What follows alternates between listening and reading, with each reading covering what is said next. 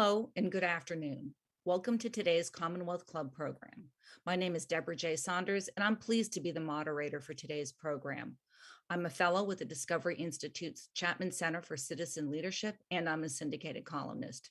You may have seen me previously on the club's week-to-week program, which focuses on top news and current events. Thus, I'm pleased to be here today to discuss John McWhorter's new book, Woke Racism: How a New Religion Has Betrayed Black America. It came out last week, and it is already making waves and inspiring debates for its insightful critiques of critical race theory and anti-racism. John's now a regular columnist for the New York Times and the author of several books on linguistics, and he's an associate professor at Columbia University. John, welcome to the Commonwealth Club for today's discussion on your new book. But one quick note before we jump in. If you have any questions for John or me, please put them on the YouTube chat feature and they'll be forwarded to me during the program. So John, let's begin. I loved the book. It never got boring and it made me think about the world in a new way. So before I drill down, tell us, why did you write the book? What's it about? And what do people who really, really don't like your viewpoint say about it? And how do you respond? Well, what the book is for is exactly what you said. I'm trying to get people to look at these issues that can be so confounding in what might be a new way to them, which is the way that I've found that I see it and that I suspect might be worthy of some general discussion. And the book is written not as some sweater vested, starchy kind of person who is writing a book that's designed to get money from white conservatives. That's what a lot of people think about Black quote unquote conservative thinkers, although what I am is a liberal who just gets on people's nerves. But it's not that. This is not a right-wing Black book, especially because I'm not of the right wing. What it's for is really mostly people left of center who are listening to these voices from the radical hard left and beginning to get a feeling that somehow those people's view must be actual truth rather than one facet of the left, out of fear, because there's a certain kind of person who now basically tells you that you're a racist, i.e. what we now think of as a moral pervert, if you disagree with what is actually a very narrow, underthought, and punitive range of views. I think that what we need is left of center, but constructive and unself-concerned positions on what Black people need in this country. And so I think that what most people are going to say about it, and I've been being, beaten up on by that kind of person for my views on race now since late in the Clinton administration. So it's old news. And it's interesting because you're only as good as what you did last week. And there are people these days who I can tell, I completely understand it. I think a lot of people think I first started writing for the Daily Beast in about 2015, and that right now I'm making my way, that I'm climbing up and getting a little bit of attention. They think that I'm new at this. And so I think that's part of why they throw this at me so hard. But the main thing is that they say that I am just writing this book because they're the sorts of things that white people want to hear. And that's really not true. The book is written for Black people as much as for white people. I think most Black people, especially once you step about 2 feet beyond the intelligentsia and the media, agree with the sorts of things I'm saying. And this is the hard thing. And I'm not gonna write a book about this, but to the extent that a certain kind of enlightened, sensitive white person wants to hear what I've written in Woke Racism, they should. There's a facile idea that what white people want to hear must automatically be racist and letting white people off the hook. That's facile, that's simplistic. It could be. The probability does allow that what a white person enjoys hearing is also the moral truth. And I'm taking a gamble that my book falls into that realm. So that's what woke racism is. Your book, it starts out with the story of food writer Alison Roman for the New York Times. She criticized Marie Kondo and she criticized Chrissy Teigen for cashing in on commercialism. And she was professionally destroyed for it because Kondo is Japanese and Teigen's half white. And people were saying she was a racist and she was punching down. You really don't like that phrase, punching down. She was suspended. She eventually left the New York Times. And you don't think she would have been targeted 5 years ago and professionally destroyed the way she was now. Can you talk about how things change so quickly? And if you see, well, and then I'll do a follow-up when you're done. Yeah, it's interesting you bring up her because I opened the book with her, and that really was what sparked me to write the book. It was something that sounds that trivial. I like her. I like the food that she was teaching me to make during the pandemic. And all of a sudden she was gone, and I noticed it, and then I read why. And that was when something clicked in me, and I thought, this is absolutely absurd. And I could tell it was going to continue, and it most certainly did. I thought, this is the new mood. There is a newly influential group of people who are going to keep doing this, and I can't have it. So it wasn't me rubbing my hands together and thinking, ha ha ha ha, I'm going to write a book that white people want to read about racism. It was, where is my food columnist? That was what it really was. And what that was that she was essentially fired for not not trying to battle power differentials. There's an analysis there. The idea is that Chrissy Teigen is half Thai and therefore not completely white. Marie Kondo is a Japanese citizen, and that's many things. It's not a white American person or a white European person, and therefore to criticize them if you're white is some sort of moral transgression. And all of us know, except for the roughly 7.5 people who were probably responsible for getting her fired, that it makes no sense for her to lose her job for these offhanded criticisms of these two very rich, very influential people, neither of whom think of themselves as at the hands of white hegemony. Both of them were perplexed at all of this. And yet that's the way it had to be. And I thought, wow. And this is the main thing about what I thought. I thought the people who got Allison Roman fired thought they were doing a good thing. I wasn't thinking that they're holding pitchforks and running down a hill. I thought these are peaceable, sensible, probably overeducated people who genuinely thought that what they did was the right thing. But the thing is, most of the rest of us know that what they did was a barbarity. And I thought, what is the gap in understanding here? And I thought, it's this issue of power being everything. And I took it from there. Did she make a mistake apologizing before she was suspended? If she had fought back sooner, would that have helped? She couldn't have known because the history has been going by so quickly.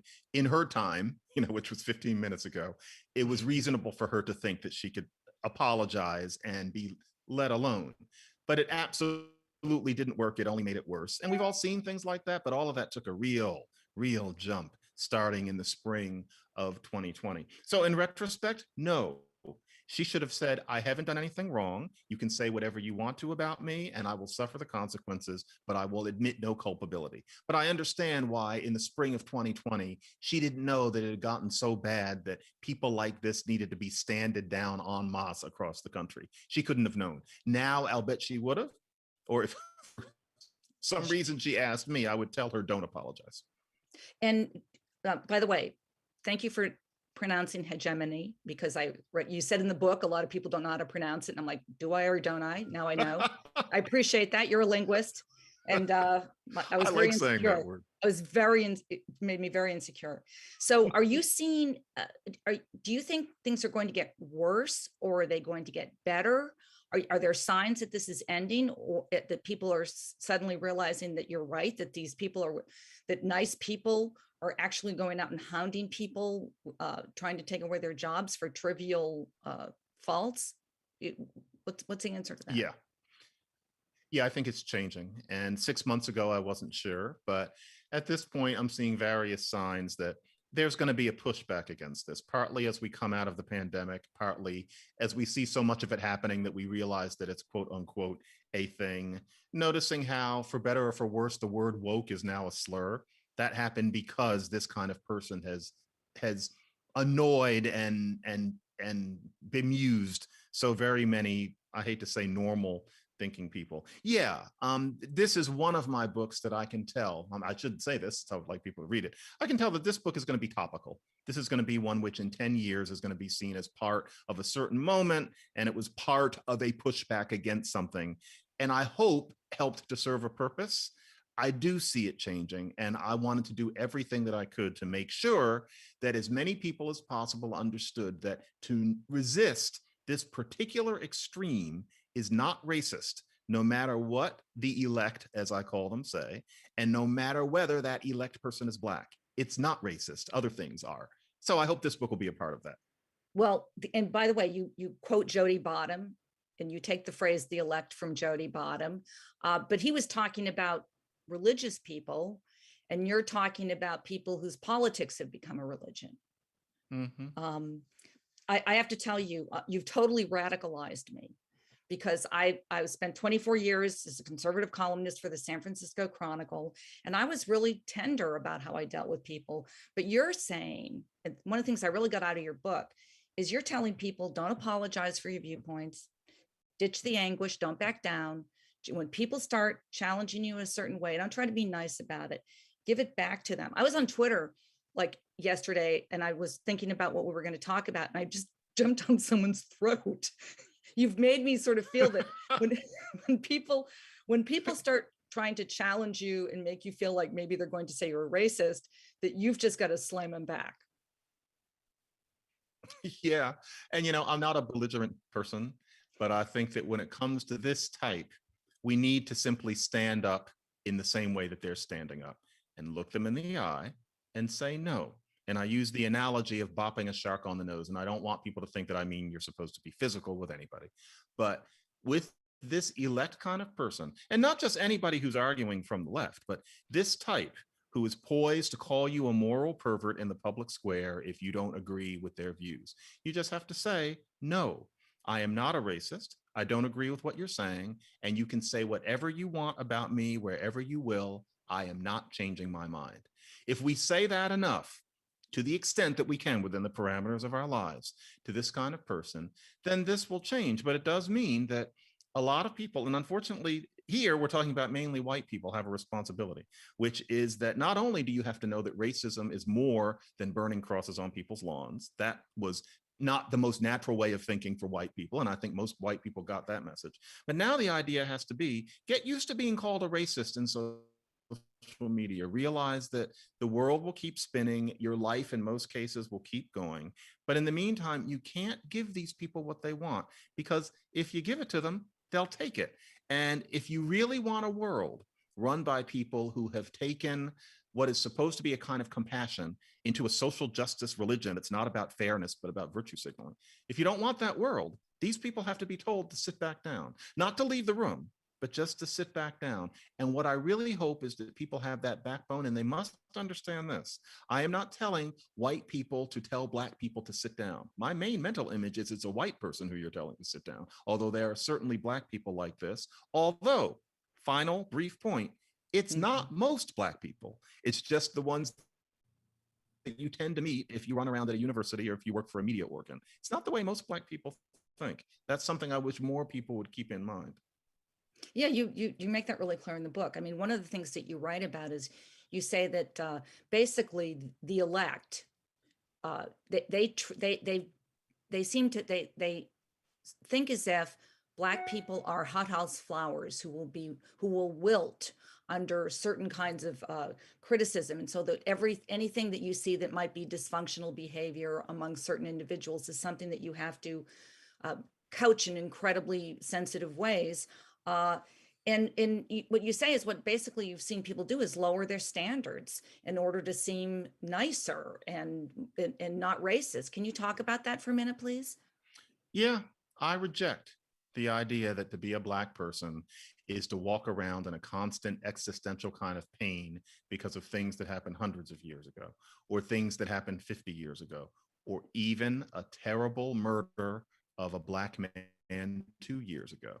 There's this idea that every black individual walks around carrying the entire history of the race upon them, and that therefore you have to be very sensitive when you talk about race issues around us, and that you have to basically come as close as you can to giving in to any demand that any of us make. And it follows naturally from that that you give black people a pass. You cannot expect serious competition to be engaged in by such a person who's so burdened. A little, but essentially what would be a consolation prize to other people is supposed to be the top prize for us.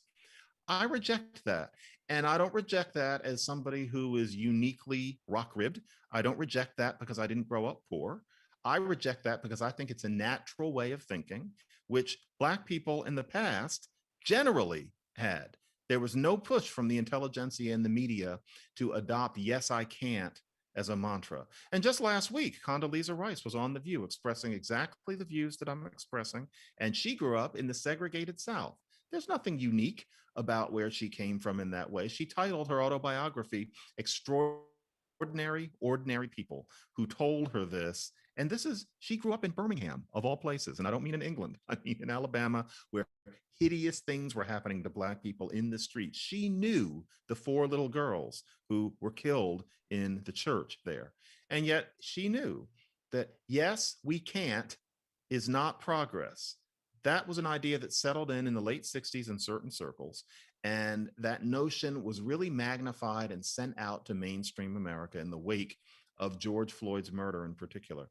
I reject it. And I reject it thinking of myself as utterly ordinary in that. I want people to put on the patch, the mental patch of thinking when somebody says they're going to call me a racist on Twitter, look them in the eye and call them a racist back. That's weird.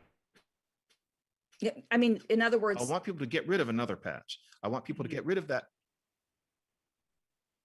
Oh, patch meaning it's not your natural way of thinking. You're putting a little shunt in. I'm using that word patch because people use it in linguistics and I shouldn't. But I want people to get rid of that little weird blip in thinking that they've been taught that Black people are weak, that Black people can't be subject to real standards because of slavery and Jim Crow and redlining. I don't think our ancestors wanted us to think of it that way. How many white people do you think that way, like percentage wise, and how many Black people do you think that way? I don't have the numbers, but Mhm. I would venture to say that 19 out of 20 African American, not Caribbean or African ancestry, but African American people who are in education, who are in the university setting, and who work for the media think that way. That's my numbers. The 1 in 20 who don't generally keep quiet. Among white people in that world, I would say that probably these days a third actually think that way. The other 2/3 are so afraid of that 1/3 that they pretend to think that way. And it's that kind of person who's on the fence who I'm trying to communicate with in particular. And then for Black people on the fence, I hate to say it's mostly outside of academia and media. I can't reach them, but I know about Black people outside of it who really very often don't think this way. And I don't only mean social conservatism. I mean in terms of what a true self-image is, what true Black pride is. So yeah, there's a lot out there, but yeah, there are highly influential groups of people and they're concentrated in the worlds that produce the most print and the most podcasts and the most editorials. And so you can get a distorted sense of what real people think and in what proportion. So one of the reasons your book, Woke Racism, How a New Religion Has Betrayed Black America, one of your points is that when you have so many people in the elect, and we'll get into what the elect is in a second, thinking that the important thing is how they feel about other people and think about other people, not looking for practical things, solutions about disparity, that's a disservice to everybody in this country. Can you talk to that for a second, please? Sure. It's really very simple. A lot of the people that we're talking about are under the impression that Mhm. showing that you understand that societal racism exists is really key. They think that showing that you understand that is a necessary prelude to changing the world. And the problem is, says who? In what sense? Where'd you get that? Nobody would have had any idea what that meant 60 years ago in the civil rights movement. So what's the proof now? And I imagine some very sophisticated political science or sociology professors have answers in, maybe some academic journals that nobody's ever read or some books that I haven't gotten to. But the point hasn't been made in any mainstream way that we can say that all of those people who are pretending this know. It's just that it feels right. Frankly, it's easy. So you stand up and show that you know something and everybody does high fives. But what have you done for somebody who's suffering? No one really asked that question, except someone like Robin DiAngelo in literally the worst book ever written. It's the worst book I've ever read. And if there's one thing that I have done a lot of, it's read books. Worst book ever written. She actually anticipates this question that if you're asking, okay, but what are you actually going to go do? It's called solutionism. You're going too fast. You're letting yourself off the hook because what you're really supposed to think about is how you're complicit in a racist system. But someone like me standing on the outside asks, why? How is this better than what happened before? And the thing is, if somebody can give an answer, you can't give the answer with the attitude of, well, of course it's because no one had said what it was. We're having a whole national discussion where nobody explains that, despite the fact that it's a painfully obvious question. So my book in part is designed to ask it and to show that, frankly, there is no answer. So I want to get to questions from viewers, but I have just one area I want to go over with you first. You said the most effective way to help Black people, poor Black people in America, is to do three things: end the war on drugs, teach phonics, and offer more vocational training. You don't mention family. So, No. so I was surprised, but obviously you think Yeah. it's really obvious. So explain to me. Very. I'm sorry if I No, seem it's glib fine. there, We're but good. no, I'm not Good. going to say that. I'm not I know many fragile. people who good.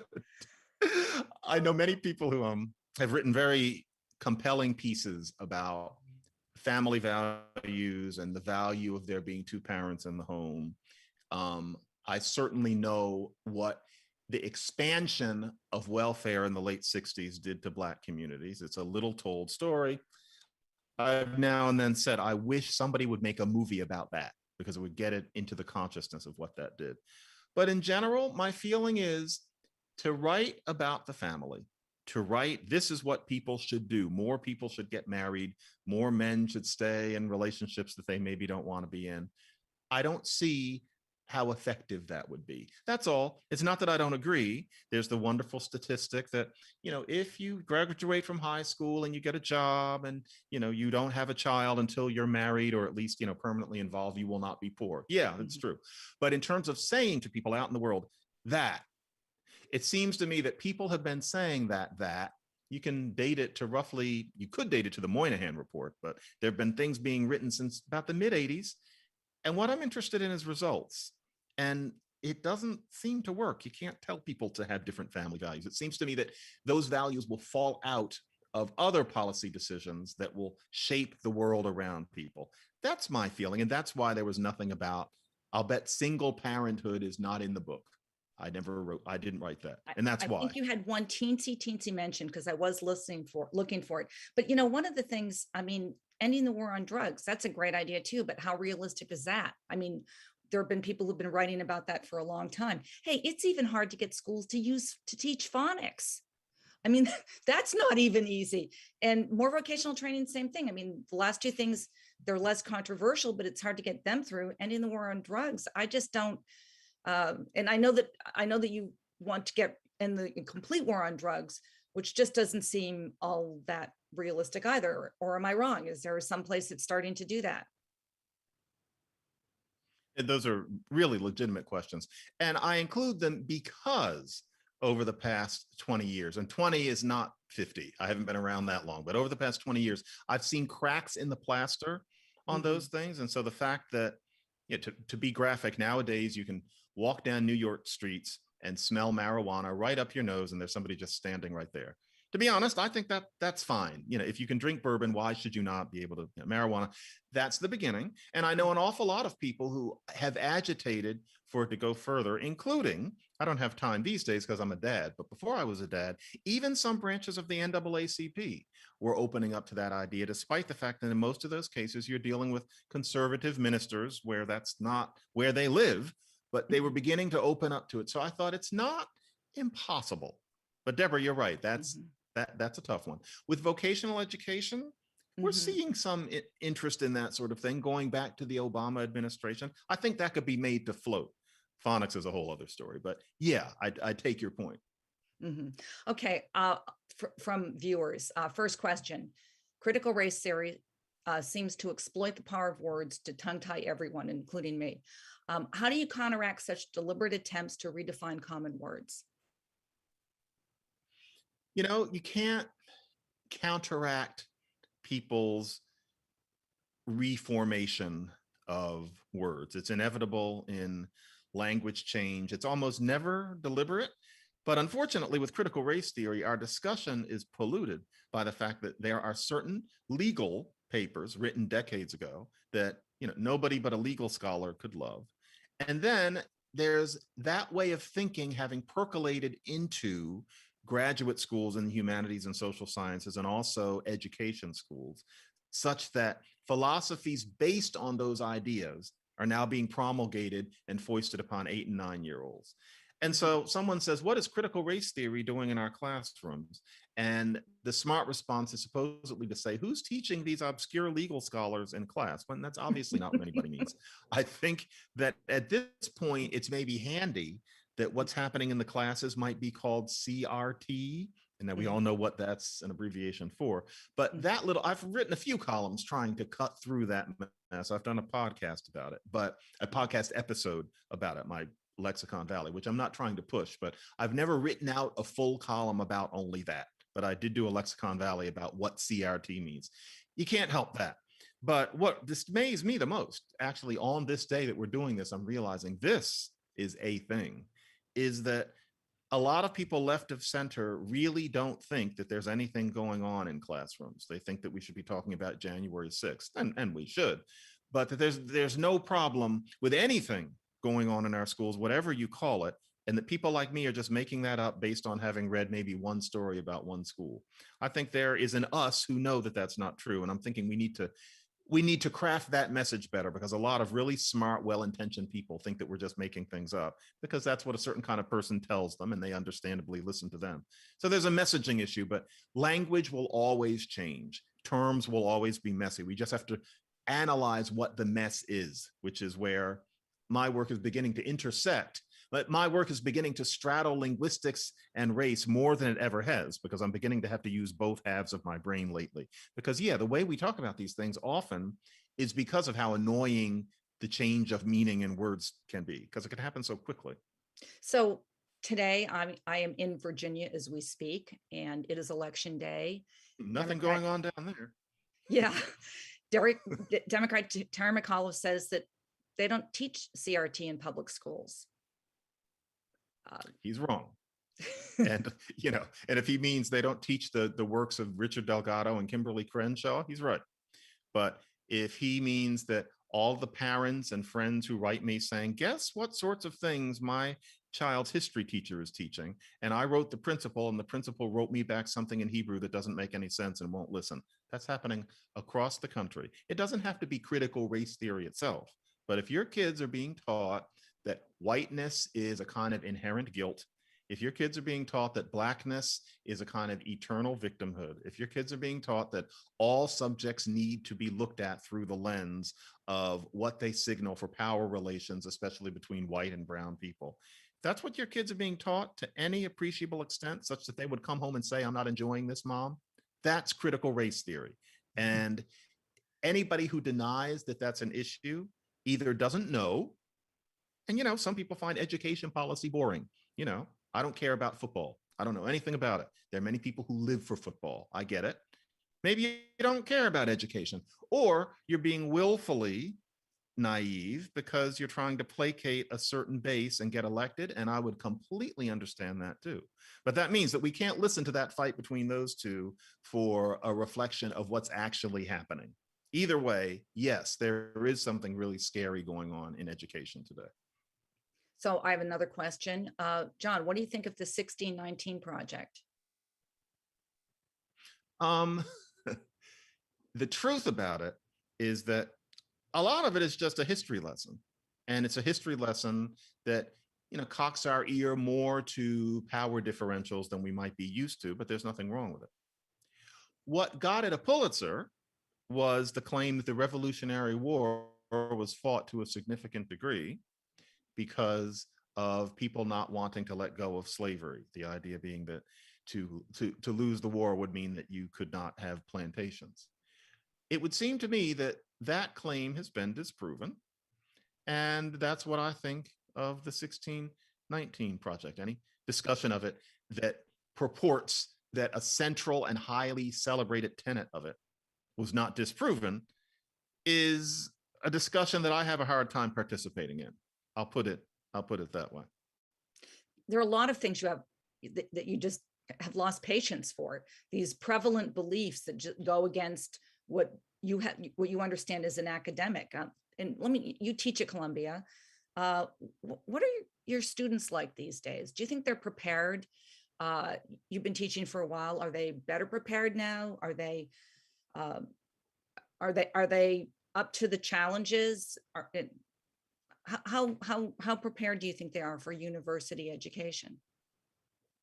Deborah, I don't know the answer to that question yet because of mundane things, which is that everything went crazy in the spring of 2020, but by then universities were online, and that puts a real filter between you and students. I don't get to talk to them offline much. And so I just have taught them in classes. And now we're just now back on campus. And, honestly, with everybody in masks, which they are at Columbia, it muffles communication and experience once again.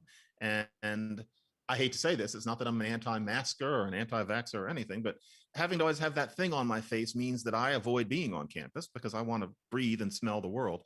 So I'm not really back on campus yet, except to sit in rooms with cloth on my face, and it's not the same. So I don't know. That's a question I'll have more of a sense of in the spring when I'll be spending more time on campus, and some things will be able to happen outside. And so you're not always talking through this curtain. And I know that sounds trivial, but it really does affect how you smell a campus, how you get a sense of what's going on. Now, if you had asked me before the pandemic, I would have said that That's my next question. the idea that the campus is being taken over by tenured radicals, I've always thought that was vastly exaggerated until roughly June of 2020, when suddenly all of that hysteria from 1997 came true, which is why I started getting up on a soapbox. So that's my real view. I used to say, my students don't act like that. I said that for years and years. And Columbia has been almost oddly immune to the sorts of scenes that you've seen at Yale, for example. That simply hasn't happened around me. I don't know those kids. Has something happened since then? I'm inclined not to think so, but I just can't say anything yet because I can't report from the ground. One of the things I'm thinking as I'm reading this book is one of the messages is they can go after anyone for the most inconsequential thing. Do you have a plan? I mean, I'm guessing that no one, do you have a plan? If obviously you're still there, you're still at the New York Times, you're still at Columbia, you're still doing things. Has anyone ever gone after you, and how did you deal with it? Or if it hasn't happened, how will you? That's a good question. I should say that has not happened at Columbia yet. I have gotten no signals of that kind from any of the higher ups. However, I would be an idiot not to wonder whether it could happen, because you never know. And all it would take is one person who decides to interpret one thing that I write or say, and it would snowball. And I have no reason to think that if it snowballed beyond a certain point, that I could not be let go. Yes, that could happen. And so I've spent a lot of time since the middle of 2020, because I'm not going to stop. I'm not going to back down. I had spent a lot of time setting things up so that I would continue to be able to pay my mortgage and continue to be able to make a living. And I've done that. That job is complete.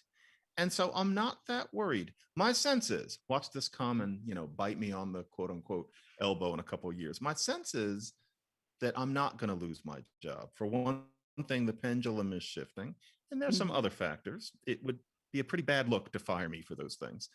But if it does happen, I will land on my feet and I will continue to say things. So that's the idea. I realize I cannot let that possibility keep me from having my say, because I think that say needs to be had. And I hope that some other Black professors will follow me. And from what I'm seeing, that's going to happen. And so, yeah, that's how that is. Another thing, Deborah, is that I get the feeling that if they were thinking of doing that, I'm 56. One pragmatic discussion might be, well, how long is he going to hang in anyway? I'm not sure they know that I'm going to keep doing this into my 80s if I can. But they might think, well, just let him do it for another 7 or 8 years. So yes, I've thought about it, but I have not seen any portent of it yet. Well, I'm glad to hear that. Jody Bottom is a friend of mine, and you mentioned him in your book. So please talk about the elect for a second and why and why you decided to use that term in your book as well, since Yeah, Jody. thank you to Jody, because Jody, it's the title. The titles of my books are never the ones that I originally had. And all of my materials for the book Woke Racism on my laptop now, the label, the book is called The Elect, and there's a part of me that will always call it that. The Elect is my name for these people, where it isn't that they're seeking, why is my voice cracking like I'm Henry Aldrich? It isn't that they are seeking power. It isn't that they're mean.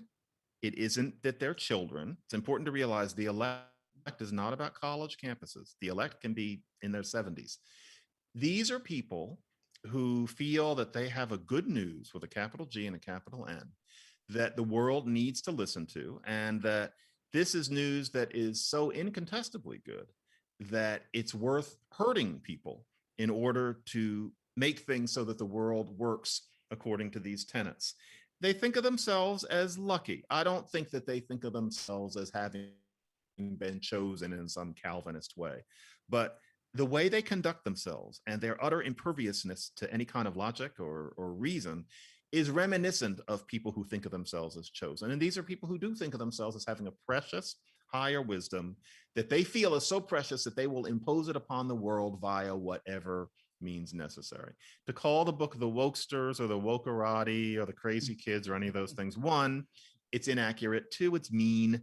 The Elect maybe twits them a bit, but I think it summons what these people are perfectly. I didn't come up with it. See, I'm not bragging. It's Jody Bottom, but I thought I've got to use that because I was looking for what to call them, and that one was just perfect. And you make the point of saying the worst thing about this phenomenon is they're not mean people. These are people who think they're nice, good people, and that they're doing the right thing when they go after somebody like that. One of the things that you mentioned earlier, and it's also in the book, the elect scare you more than January 6th. Could you talk about that for a second, please? Yeah. You have to ask about institutions. What institutions are people like that penetrating? And the snappy answer these days is that those people are overturning voting laws, and that they're trying to get Black people not to vote. And I understand where that's coming from, but I can't help noticing that on the ground, once you get past the symbolism, it is revolting that somebody tries to suppress the Black vote in order to keep Democrats from having too high a tally. It's revolting on many levels, but it doesn't work as well as we're often told. That's the thing that I think the left doesn't want to admit. It's a terrible gesture from the right, but it doesn't actually work that well. And in the meantime, what I see happening with the elect is that they're taking over academia, the media, the arts, and the law. They're taking over all four of those things. And there's a certain kind of person that will tell me that those things aren't as important as people trying to keep Black people from voting and failing. Well, you know what? That makes no sense to me. And I think that makes no sense to a lot of people. To ask why it's a big deal that a certain group of people are deeply affecting the way we teach, learn, question, judge, and think, and paint, and make music. That's what these people are doing. To say that's no big deal is frankly Philistine. And I don't think most people who ask that question really believe that it's a valid point. This is huge. These people are taking over institutions, and we have to stop them, or we don't live in what we lived in before. And notice I'm not about to say something about America. I'm not that corny. This is not about some sort of jingoism, just what we had. Most of us aren't running around thinking about ourselves as Americans, just what we had as modern, enlightened people.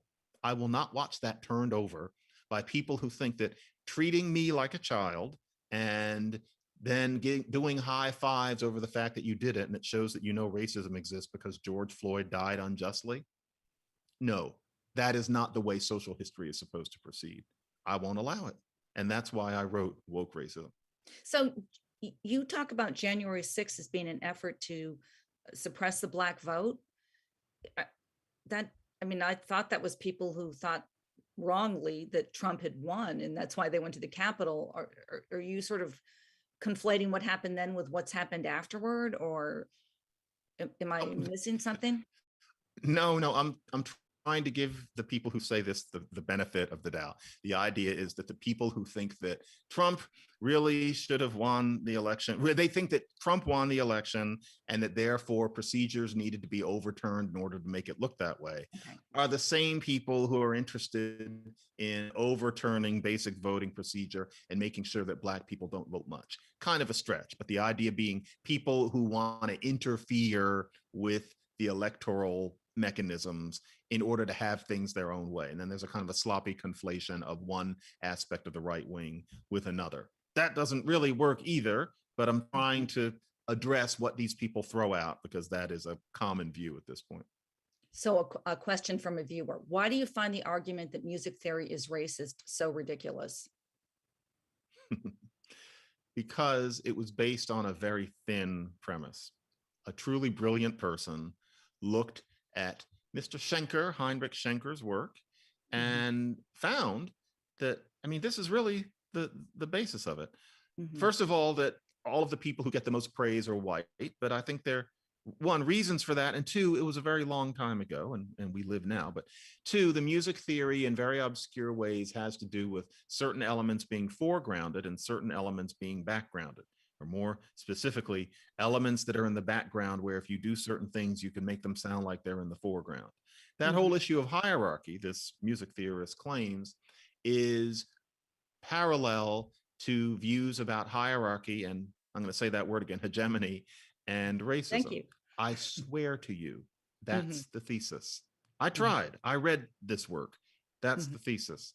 And the problem is not that somebody wrote something that under ordinary conditions, I hate to say this, under ordinary conditions, nobody would pay any attention to that.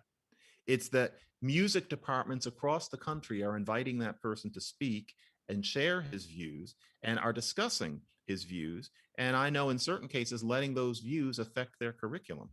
That's the problem. And make sure, I'm not sure who will be looking at this. I don't think that the person in question is making any particular money. This has nothing to do with me being jealous of career success or anything like that. It's just the influence of that person based on such a thin premise. It's a perfect absurdity. And yet that's being treated as something significant. Not only is it condescending to Black brilliance, but it's a waste of time in thinking about good music of any kind. Okay. Another viewer: does the ongoing discussion on race submerge class considerations, which are central to many problems? And I've gotten a couple other class questions. Awful lot of well. things. Socioeconomics should be held much more front and center in today's problems. And yet, this is the thing, as if there's only one thing. It used to be that people of a certain type, you can call them proto-elects, would complain about the racialization of poverty. When you talk about poverty, why is it always a Black woman sitting on the steps with her kids? That was considered the greatest injustice in the 80s and the 90s. Well, now we don't talk about poverty that way anymore. And the whole discussion of there being a Black underclass that doesn't bring in that there's a white underclass who are just as stuck, you know, the whole meth addiction, et cetera, J.D. Vance, all of that is very real and it's very talked about. It's about class these days. But now that's wrong. You can't talk about class because you're ignoring that a meth addicted person with only half of their teeth who can't take care of their kids and will never make a real living again and is living in a shack somewhere in a distant place and has no prospects for the future has white privilege. That's today's discussion. And that's become especially important for many people since about June 2020. That's not a human discussion. That is an exercise. That's kabuki. And it's obvious that a more rational America at this point will be moving towards thinking there are Black people who need help. There are white people who need the same help. Being Black now and middle class is normal and even default. You have to admit, you have to polish the crown where you've earned one. But no, we're not allowed because we're supposed to think of Blackness and racism as the eternal root that rends our nation. I sincerely believe that that view today is more performance than pragmatic reality. And, you know, if it makes me a white supremacist to call that out, I guess I am one. But I think then we need to redefine what we mean by white supremacy, because frankly, the poor white person who I just described is not supreme. There's nothing supreme about that. And to master the mental exercise of supposing that somebody like that is privileged just because they're not brown is Mhm. an absurdity. It's a waste of time. We're only alive for about 80 years and we have things to do. It's time to stop those mind games and get down to really real social justice, which, and for many people, this is a horrible thing to think. Social justice should apply to some white people too. It's always been like that in this country. Mhm. Um, I have a question about perceptions. So Pew Research does these polls where they ask people about racism globally, and they talk to people from countries, and people in Singapore, Spain, Japan, Italy, France, the UK, they all thought the United States was more racist in their own countries. Pew's also found that uh, more Black college students experience racism, say they do, than high school students. And younger people are more likely to see discrimination than older people. Uh, can you talk about that? Mhm. Do you mean that older people are more likely to see it than younger? No, they're less likely to say they see it than younger people. I mean, older. Okay, yeah. I think that it's obvious that there's an extent to which education, part of a Mhm, modern education, is that you're educated into understanding the nature of oppression, which is important, but that it can also teach a Black person that they are suffering more than, for example, their ancestors. And by ancestors, I mean, say, grandparents, ancestors they mhm, know, would mhm, say that they were. And so I'm particularly interested in that a college student is more likely to say they experience racism than a 14 or a 15-year-old. And you think to yourself, are you really experiencing more because you're 20? Many people would say that you would experience it more when you were 14, when people were less trained to be polite. And so it shows you that there is a slip between, and this is hard, there's a mhm, slip between what people will attest and what the reality is. And it's not that somebody's doing that for malevolent reasons, but nevertheless, mhm, there's a certain coaching that I think a lot of Black people undergo, not consciously.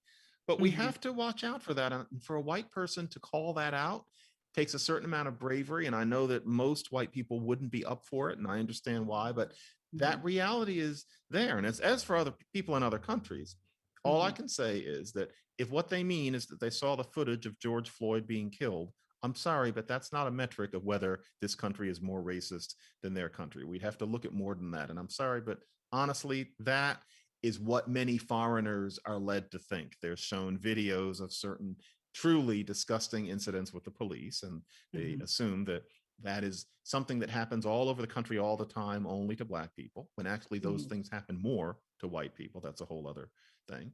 Or it used to be that the same kind of European or Japanese person would be shown film of Black ghettos. And they would mhm, think, well, the only reason for that must be that Black people are not liked, and therefore America is a more racist country than, and in many cases, the country in question has a kind of racism that's endemic and more naked than anything that ever happens here. So we mhm, have to be careful about that. These days, the measure of America's racism is thought to be what happened to one man in the spring of 2020, captured on tragically clear video. Okay, I'm glad the world is seeing that, but you can't base junior sociology on that one thing. mhm. Japan is less racist than the United States. I beg to differ, frankly, Yeah. but the George Floyd video is hideous. Yeah, yeah, I understand that. I mean, in America becomes more multiracial every year. There are more children born into not just white families or Black families, multiracial families, Asians, Latinos. How how is that affecting how people are looking at these issues of wokeness? Well, if you think about the general trajectory of things, Mhm, we're at a point where I would say that the discussion of race in this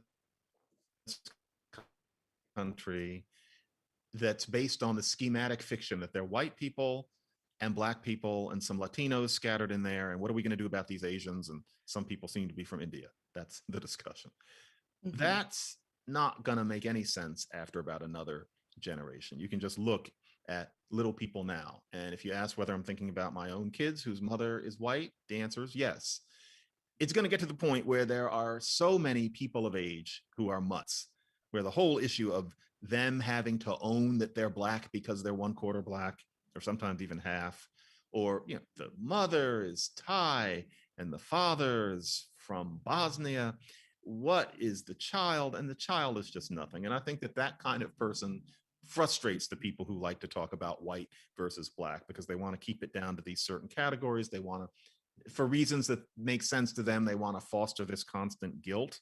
Mhm. The truth is, when I discuss the sorts of issues that I discuss, I think to myself, I'm putting an awful lot of energy into a discussion that's going to just look like something some people a long time ago were arguing too much about in 50 years. But I can't help being part of my own time. And, no, is racism going to go away? Probably not. Will there be some other form of discrimination that comes into play? I suspect classism will become sharper in that Yes. future world. But we're becoming mutts more and more. It depends on the neighborhood, but there are plenty of mutts in, even, for example, distant, poor white communities. There are a lot of interracial marriages in that world now, although we don't talk about it much. There are a Mhm. lot of interracial marriages in the Black ghetto. There's so many people who are just whatevers. And when I was growing up, the whatever was peculiar. You always thought that that was going to be a lost sort of person. And then there are the old movies where that kind of person has to kill themselves at the end. We're past that. And in the neighborhood I live in Queens, for example, white people, pure white people, are the minority. The little blonde girl, that's rare. I can count 3 that I know in my neighborhood. Everybody Mhm. else is just whatever. Mhm. That's the future. And it's going to be a good future in many ways. But here we are stuck in our legacies of a very different past. Interesting. I'm going to go to your linguistic background for a second here. Uh, I'll read 2 sentences and you can explain the difference. Banks are less likely to give loans to Black people. Black people are less likely to get loans from a bank. I shouldn't laugh. I read that article too. I don't hear the difference that much, but I can respect that the person supposes that if you put it as banks are less likely to give loans to Black people, it'll make you think about what it is about the banks. Where I lose that person is that that person just assumes that the answer is that banks are racist in some way, that the person sitting behind the desk and assessing the person for a loan is partly affected by the fact that the person has brown skin. If you look into issues like that, but you Mhm. have to look in, Mhm. and frankly, finance, banks, it's boring. No offense to anybody who's in that business, Mhm. but the person who wrote that article thinks that. Frankly, I think that. I'm an armchair linguist. Mhm. You're not going to look into the details probably, but it's not as simple as just skin color in those cases. And so that person is assuming that banks are racist. Banks are probably a teeny bit racist, but Redlining. banks in 2021, as opposed to 1914 or 1952, have Mhm. all sorts of reasons for doing things where it would be hard to identify bigotry or discrimination as Mhm. the reason. I'm not sure that that person talking about language that way would be open to a discussion about that, but I Mhm. see where she's coming from. Mhm. Um, I looking through your bio, some things that I found of interest. You went to Simon's Rock. I did. I went to Monument Mountain Regional High School in Great Barrington, also the home of W.E.B. Du Bois, by the And way. you've been to the Mahawi. That's right. Yes, Theater. that's correct. So, tell me about your education. You went to Simon's Rock. In the decisions that you made in your education, you speak French. I mean, what are the why did you take this path to get where you are academically? You have the specialty in linguistics. Tell me about what interested you in it and why you made the choices you did. I didn't make choices. I'm a more Mhm. feckless person than most people would have reason to believe. I went to Mhm. 4 different schools. I went to Simon's Rock for 2 years. Most people only went there for 2 years back then. Had no Mhm. idea what I wanted to do. I got an AA in French only because I was good at it and I didn't know what else. Then I got a BA from Rutgers. I went to Rutgers for no reason at all. My parents were not Mhm. as connected to getting their kids into great schools as today's parents would be. Parents weren't as into that then. I Mhm. certainly didn't care. I should have gone to Swarthmore, but they wouldn't take me. I could have gone to Haverford, but we forgot to hand in a financial aid form on time and they were strict about it. Rutgers was Mhm. the fallback. I wound up at Rutgers. I met some wonderful people at Rutgers who I still know, but I shouldn't have been there in general. It was 2 years on pause. I learned a lot Mhm, about ragtime while I was at Rutgers. And mhm, then I went to NYU because I wanted to live in New York City for a while and I wanted mhm, to read more books. And so I got basically a night school degree in American studies, just a master's. I read some mhm, books. I got to read The Great Gatsby. I got to read, I got to read and see how now I don't even remember, but I got to read all sorts of great things with aging paperbacks I'm looking at right now. And mhm, then I spent a couple of years just kind of spinning my wheels. And I mhm, thought, I know the least feckless thing I did is that when I was in my very early 20s, I thought, I know I'm a professor. I can mhm, feel that that's what I am, but I mhm, don't know what of. And then I thought, well, I seem to have this facility with languages. And the only reason I knew that that meant linguistics was because I was working in a copy center at NYU to make ends meet. And people would bring in journals and things to be copied. And there was one person who was a linguist there who would bring in, that's the only reason I knew what linguistics was. And I thought, well, I guess maybe I can do that. That is okay. really the story. And so I got a PhD in it because I could fake being good at it, which is really the best that I did while I was actually getting the degree. And Mhm, none of this had anything to do with becoming a race commentator. You would have perplexed me if you had said to me in 1992 that you're mhm, probably going to be best known for saying contrary things about race that make people hate you. That is not what I was planning. But I just, throughout the 90s, I thought, things get better and better for Black people, despite mhm, Rodney King, despite this, that, and the other thing. And I found mhm, that the educated view was that things had not changed for Black people since 1960. And I mhm, didn't understand why. And there's a part of me, it's partly just being tidy. I couldn't rest with it. I couldn't say these people are crazy because they weren't. I couldn't mhm, say these people were stupid because a lot of them were smarter than me. But I mhm, thought they are not processing reality. Why are they exaggerating? What is this? And mhm, that is what slowly led. I think it was particularly fueled by OJ. It's at the point where we can say it was painfully clear that the man murdered two people. And mhm, yet, for many, many years, Black people of all educational stripes were pretending not to see it. mhm, I didn't get it. And that's what led me to write Losing the Race in mhm, 2000. mhm, I had no idea it would become so widely read. I wrote it kind of as therapy. I happened to write quickly and I thought, I'm going to put this out there so people will know what I think. And maybe some younger Black people will see that I'm not crazy, just like Shelby Steele taught me that I'm not crazy. And lo and behold, Losing the Race was a minor bestseller. And mhm, more lo and behold, I never stopped being asked to write editorials. I kept on thinking, well, I guess I'm having 15 minutes. Then it became a mhm, half hour. And then mhm, around '08, I thought, people are not going to leave me alone. And so then I settled into it. But for me, it really was just, I want to be a professor. I like languages. I thought I was going to write the book on Looney Tunes and not the minstrel ones, all of them. I've seen mhm. 850 of the 1,000. I love them to pieces. And somehow that didn't happen. And so here I am just dealing with how life actually came out. But it's all just been a crapshoot, really. But I wouldn't have it any other way at this It's a, point. I mean, I have to tell you, it's a great book. I highly recommend it. And I'm curious, like, There it is. it's a great book. It's a fast read. I mean, there's no space where it slows down. You just keep moving on. I recommend it to everyone. What's your next book? Well, I want to say, folks, just because there was a little normal crosstalk there, what I was Okay. saying there was not, it is a great book. I said, there it is, because I'm always so impressed to see it, the physical object. I was saying, there it is. I don't know if it's a Uh-huh. great book.